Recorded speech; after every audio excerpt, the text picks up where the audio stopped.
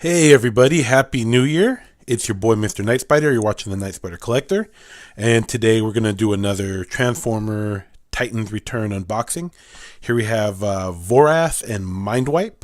I've actually had this when this wave first came out, but you guys know how I get backed up with toys and sometimes I be lagging. I ain't going to lie, I be lagging. But anyway, without further ado, let's take a look at the package. Here you have an image of Mindwipe in the background. You have him in here. It says Vorath and Mindwipe, and you can see his alternate mode there. More graphics here. And then on the back, it has a little quick description. You can read that if you like. And then once again, they have a further explanation of the figure, the head transforming to Vorath. I don't recall Vorath, but whatever. And then where you can store him, and then his beast mode, and then his current wave mates in the line here. Definitely want to get that Astro Train. I think I saw it at Walmart. I have to go back. Anyway, and then all the interchangeable heads. But there's this, that, and the other, blah, blah, blah, blah. But let's get this bad boy open and see what it is about. All right, and here we have Mindwipe out of the package. I got to say, I'm actually pretty excited about this one because it's one of those ones that you never got as a kid, and they reissued them. So in the Titan Return type of series. So as you know, I'm a fan. You got a couple accessories going on here. First noted is you have the card, which gives you stats, which I always forget to add in the video. So that's pretty cool. I love the option to put a blaster on their sidearm. I always love that and prefer it. Even if the character doesn't necessarily do that all the time. I mean, you can still hold it like a regular gun, but having that option and that it fits, like the whole thing conforms and fits perfectly to do that is pretty awesome. And then the same thing can be said about the shield.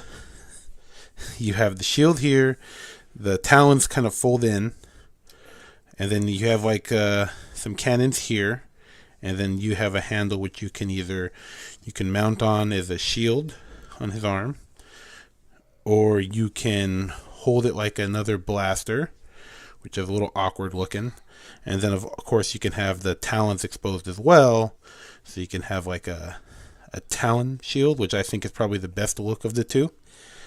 So a lot of cool stuff, a lot of cool options there. I love options.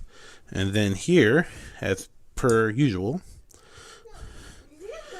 you have your Titan Returns little mini con or headmaster, whatever you want to call it. No paint. I don't know if you can see any detail on that. Yeah, they could have put a little bit more detail, but still. This particular one, this is the first one where actually the friction, these legs kept popping out, and even this arm was popping out. I had never had an issue with a Titan Master or a Titan Return before, but it is what it is. So anyway, let's get this guy back on and then take a look at the actual figure itself. Pop. So let's take the accessories off so we can take a good hard look at the figure. So here we have him. You have these wings here. Like, it shows it like this, but I like having the wings open in the back. I think that looks really cool. You get a little waggly due to the ball joint on the Titan Master itself. 360-degree rotation. Can't really look up and down too much. Ball joints, you get a full range of motion, 360 degrees. Single jointed elbow gets you to there due to transformation. Not really a wrist hinge, but I guess you can use part of the transformation to, I don't know, drop it. I doubt it though. It's a mushroom tip on the waist, so you got a 360-degree waist swivel, and then you have out to there, back to there, and to the side. So you got a good range of motion on the legs. I really like how they have the ankle. He's kind of designed to be at an A stance, so that is cool. So you could get a lot more dynamic poses out of it. If they're going to limit the posing, I prefer that they put it in a static A stance if that's the case. So that works out nice as far as what you're going to do with him. You have a single joint on the knee, and it gets you 90 degrees there. And let's take a little bit of detail. You got some nice some red on the eyes, and he got some silver paint on the mouth. He looks like he's really upset though, right? And then you got the Decepticon logo, which is a must. And then you have paint on the chest here. You could tell because the tones don't match the plastic on the arms, but it's all good though. Looks good enough. You don't got to be all perfect. Got molded detail on the abdomen area, which is cool. I like that. This really irritated me. The thing that, and this is really petty, I hate when the mushroom tips can be seen on the side. See that? And then I wish they kind of reversed that concept, where the mushroom tip would have been on the inside, and then on the outside you would have like a much cleaner look. But I tried so many different. I must have sat there for like 20 minutes trying to fix that. And then he got some paint on like the vents on his knees, and it looks like all the little brown parts here are painted on the purple plastic. And I'm a huge fan of the color purple. I love this figure. I love the color scheme. And then here, these tips here are going to be rubber. That's for transformation. We'll get to that later. The wings here, rubber. The head, rubber. So we are going to, so that's the figure overall. I'm very pleased with the robot mode. So I'm going to go step by step for transformation. So I'm going to start that in a second. Be right back. Alright guys, let's get this guy transformed. So first and foremost, you always got to take their head off. Got to decapitate him. Fold in his hands. Bam, bam, bam. And then you're going to, basically, his hands become his feet. So you're going to rotate that around. And then fold his wrist back like so. See that? Same thing again. And then those are going to be the feet. Right there. And then you're going to take his wings, and those rotate back as well. There's like a little swivel here. And then that's going to lock in. And the same thing here. So the wings are back like so. His legs are in the air like he just don't care. And then splits. And this whole leg just unfolds. It just opens up, which is pretty awesome. I like that.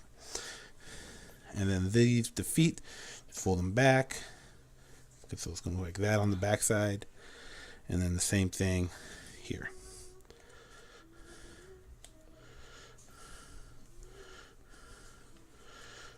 Cool. Get that all cleaned up. And then the head, you just kind of move up, locks in. Cool. Good stuff. And then there's little tabs back here that kind of helps you get the wings set in somewhere. See? Bam. Set. And there you have the vanilla beast mode of Mindwipe. Now, where I prefer putting the chest opens up and gives a little spot for Vorath or whatever the hell he called himself. Put him in there. And his leg is like a little peg. Got him in there. Controlling the beast mode. And then, my son's all trying to give me a kiss in the face. There's a peg hole there. And then this tail, this part goes up. And that is going to peg right there. And that is going to give you the tail for his beast mode. Let me get that all. Well, we got to clean it back up again. And then you can use the blaster as kind of like an extension of the tail. Like so. And it kind of helps doing it this way, give it, kind of balance it out a little bit. So there you have it. You have some, little bit of, it kind of opens up a little bit on the mouth. A little like a hinge in there. Got some nice painted tips there on the plastic there, so it looks nice.